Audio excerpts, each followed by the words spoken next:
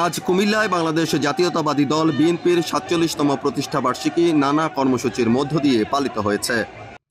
এ উপলক্ষে সকাল থেকে বিভিন্ন নেতৃবৃন্দের নেতৃত্বে শহরের প্রধান প্রধান সড়কে আনন্দ শোভাযাত্রা অনুষ্ঠিত হয়। বিকেলে মহানগর জেলা ও উপজেলা বিএনপির উদ্যোগে নগরীর কান্দিরপাড়ে এক আলোচনা সভা অনুষ্ঠিত হয়।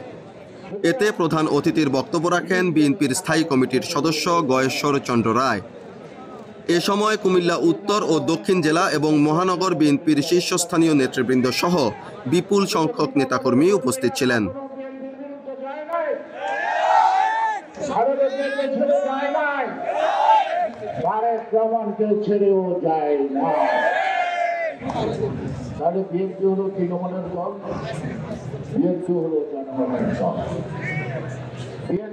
বাংলাদেশ বেতার কুমিল্লা নিউজ ডেস্ক।